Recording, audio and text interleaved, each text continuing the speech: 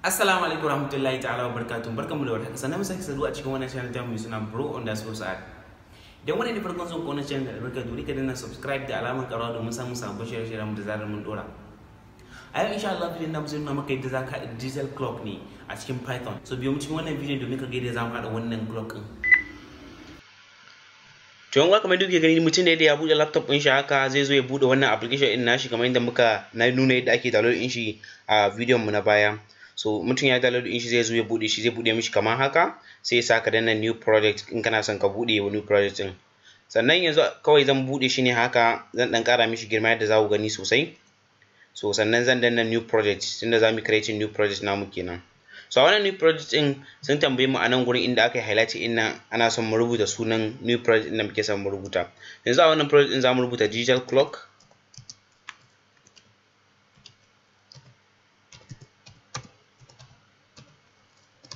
Kamar haka kenan. So idan mun rubuta digital clock kamar haka, sai kuma ka zo nan gurin ka danna create haka, sai creating virtual environment na wannan project ɗin. So za mu ɗan bashi wasu 'yan sakanni haka kafin ya gama creating ɗin.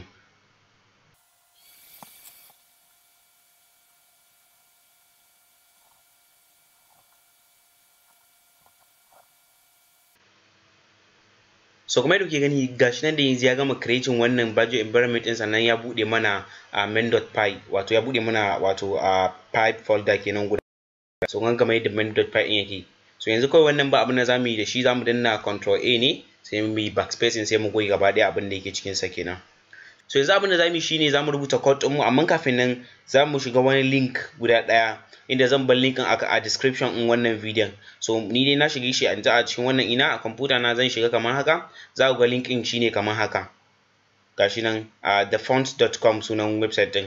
So gashi nan kamar yadda kuke gani, da mutum ya shiga link ya danna linkin zai kawo shi nan gurin ne. So da ya ga nan gurin abin da zaka yi shine zaka danna inda aka sa download din nan a nan gurin, sai ka danna download. Baya daukan time nan da nan sharp zai yi downloading. Kun kamar yadda yake haka ya riga ya min downloading, kuma yana downloading ne a zip file. Zan danna show folder a nan gurin, zai kawo ni folder da ya downloading. So kun ga dai yadda folder yake. In ka danna download ɗinka haka, kaga zip file ɗinka a nan gurin kenan. So abin da zaka yi a nan shine zaka danna right click a nan zip file ɗin naka, sai ka sa extract all, sai ka extracting in file ɗin. So kamar yadda kuke ganin gashi nan yanzu mun yi extracting in shi haka. So ga sunan suna da yawa a nan gurin haka. Abin da zamu yi shine zamu ɗauka guda ɗaya ne na farkon nan haka, sai mu yi copy ɗinsa, sai kuma ka koma kan wannan ɗinka, sai ka zo nan shi ma kai right clicking, sai ka zo inda aka sa open in, sai ka sa open in explorer kenan, sai buɗe maka folder wannan file ɗin. So da ya buɗe maka kamar haka, zaka danna shi digital clock haka, sai ka danna sai kai pasting in wancan abin da kai copying. So ka kai pasting in shi a nan gurin kenan. So sai ka koma sai ka ci gaba da wannan ɗinka. So yanzu in ka zo ka gan shi yayi pasting a nan kenan. So yanzu sai mu fara rubuta wannan code ɗin namu. So a layin farko abin da zamu fara rubuta shine zamu fara importing tikinta kenan. Sai mu sa from tikinta. Kun ganta haka, wani library ne shi ma tikinta ɗin, sai mu importing star. Sorry nan zan ba ɗan space haka. Import, sai mu importing star kamar haka. Sai mu next line again from tikinta. Gashi kamar haka, in ka danna enter zai shiga da kansa dot ttk. Shi ma gashi in ka danna enter zai sa import, gashi nan sai ka ƙara importing wannan star ɗin naka. So sai mu zo layi na gaba, sai mu sa from time, tunda lokaci da mun digital clock muke son mu haɗa. Sai mu je layi na gaba, sai mu sa from time. So a wannan time ɗin namu za mu yi importing strf time ne. So sai ka sa import strf time. Gashi nan ya fito maka a saman nan, zaka yi danna enter ya rubuta shi da kansa. So sai ka zo layin ka na gaba again, nan ma za mu an ƙara ba da space, sai mu yi routing. Root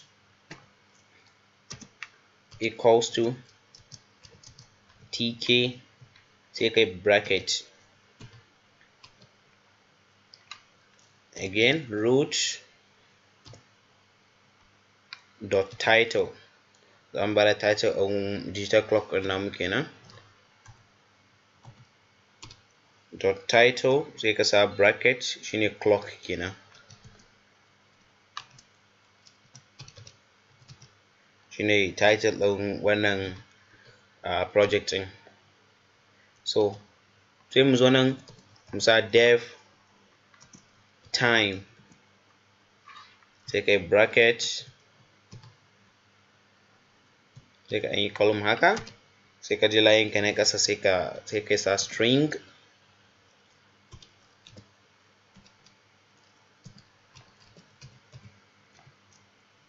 kuma haka, sai ka sa equals to strf time mu sai kai bracket. So anan zaka sa yanda lokacin ka zai kasance, idan in 24 hours kake so ko kuma in 12 hours kake so. Sai ka sa percentage kamar haka, percentage sai ka sa hours ɗinka. So hours ɗin kai da shine abu muke son ya zo a farko kenan, sai ka sa h in capital letter kenan, sai kuma kai column kamar haka, sai ka sa percentage again, sai ka sa minute shi ma in capital letter, shi ma sai ka column kamar haka, sai ka sa percentage kamar haka, sai ka sa shi ma seconds shi ma in capital letter, sai ka ɗan bada space sai ka sa percentage p.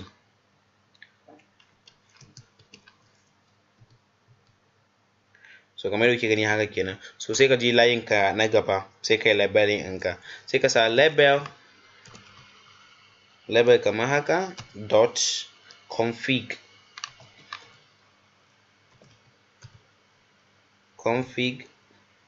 sai ka buɗe bracket kamar haka, sai ka sa text equals to string ɗinka, string, sai ka je layin ka na gaba buɗe label haka kamar haka, sai ka sa label after kenan, label dot after sai kai bracket 1000 muke son mu sa kenan anan, sai mu bada comma sai ka sa time.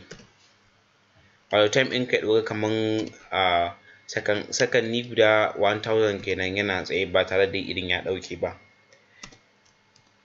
So anan shine zamu label root ɗin mu, sannan mu sa font ɗin nan namu da muka yi downloading. Yanzu kafin mu rubuta code ɗin mu na gaba, abin da zaka yi shine zaka zo wannan file ɗin da muka ɗauko shi muka download ɗin shi, sannan muka ɗora shi akan wannan folder tamu. Abin da zaka yi shine zaka danna kamar haka, sai ka je ka buɗe shi a explorer naka.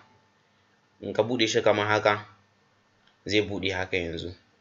So kun gan shi gashi ya buɗe a cikin wannan folder tamu ta digital clock. So sai ka danna shi haka sau biyu.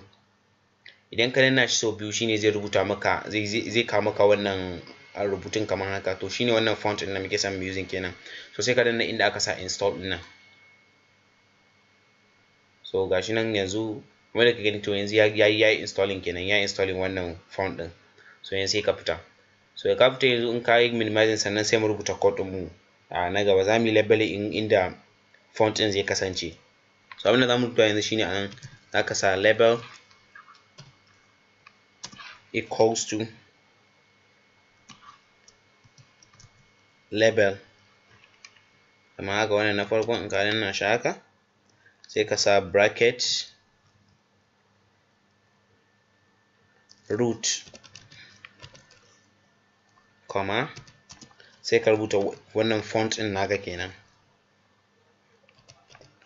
wannan wanda muka installing kenan font, sai ka sa equals to. So anan sai ka ƙara buɗe bracket ɗin, sai ka rubuta wato sunan wancan file ɗin sai ka rubuta shi yanzu a nan gurin. So abin da zamu yi shine zamu ƙara komawa can shi wannan ɗin, sai ka right clicking sai ka sa inda aka sa rename haka. So inda aka sa rename ɗin haka kawai sai ka zo ka ɗauka wannan ɗin shi kai copy nashi haka a nan gurin. So anan kawai sai ka quotation ne kamar haka, sai ka rubuta shi anan, control V sai kai pasting ɗin shi, sunan shi kenan haka. So anan sai kai gaba sai ka sa comma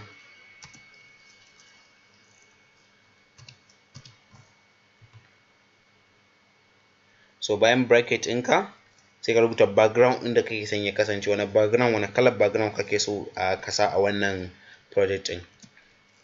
Sai ka sa background,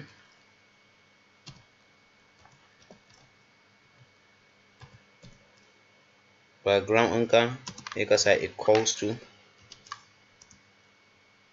wani kala muke so, muna son kawai mu sa maybe black ne haka, sai ka sa black.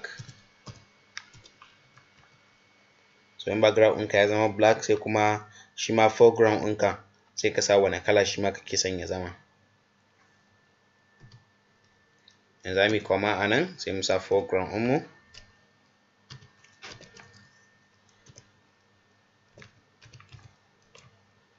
Foreground kamar haka, sai shi ma ka rubuta equals to, sai mu sa wani kala muke son ya zama, maybe za mu sa kamar white ko cream haka. So kawai za ka buɗe quotation kamar haka, column quotation kamar haka,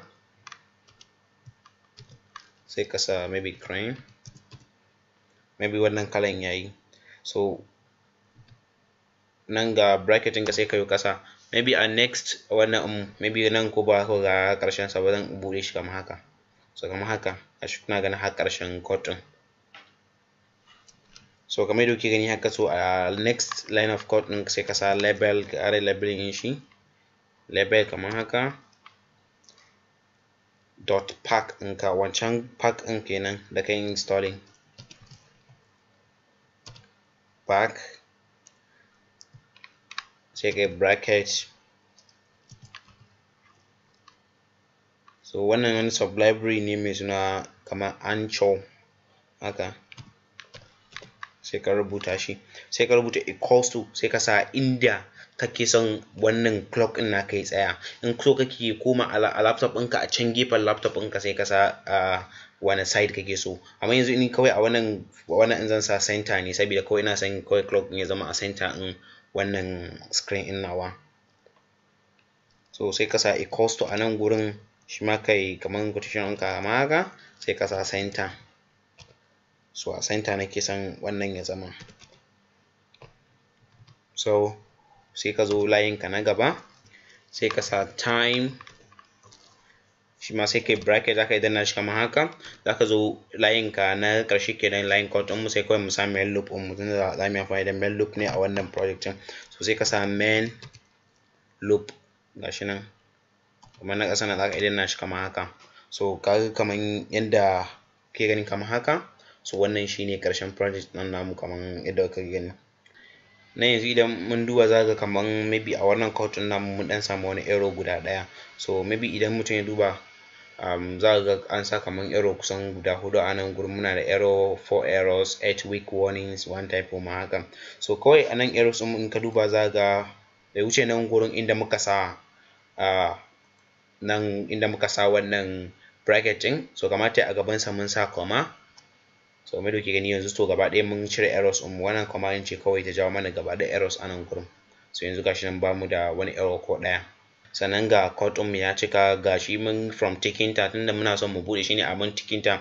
So in wani bai san me tikinta ba, kamar tikinta kamar wani sub application ne, ba wai application ne real application na waya ba, amma kamar application ne ake kiransa tikinta, wanda shi ba a iya downloading in shi haka a waya ko wani abu. Kawai dai in a project ne kana da code, shine za ka yi running in shi ya fita a tikinta kenan. So yanzu haka za muke son mu running wannan agogon namu, kuma digital clock ne haka, ba analog ba. So kamar da kuke gani yanzu, wannan shine dai code ɗin da muke so. Nan na sa muku in hours ne haka, minutes, seconds, ga p ɗinka. So nan ga root ɗinka ka yi declaration komai, ga srf time ɗinka shi ma ka yi importing in shi. So yanzu abinda za mu yi shine za mu yi running wannan code ɗin. So na gaya muku yadda mutum zai running code. Za ka iya danna right click haka, sannan ka je inda aka sa run main, ko kuma ka zo nan gurin inda aka sa wannan rectangle ɗin haka, sai ka sa run ɗinka. So kamar yadda kuke gani yanzu gashi nan ya mana running wannan code ɗin. So kamar yadda kuke gani yanzu gashi, wannan shi ake kira tikinta clock. Gashi nan in digital clock ne haka, yana tafiya ne in 24 hours. Gashi yanzu agogon mu karfe 6 da minti 27 da sakan 3, gashi kuma AM ne haka. So kamar yadda kuke gani, wannan dai shine agogon. Kaga yanzu in ka haka, gashi nan ya fito, zaka yi barin shi a jikin kwamfutan ka haka, kai ta aikin ka, kuma duk abin da zaka shiga ba zai cire maka ba. Gashi zan iya shiga komai a kwamfuta na, amma ba zai fitar min daga shi ba. Kamar yadda kuke gani dai wannan shine karshen bidiyon namu ne. Ku kuma ta ku danna mana like da subscribe da alamar ƙara domin samun sabbin shirye-shiryen nan gaba. Mun gode sosai.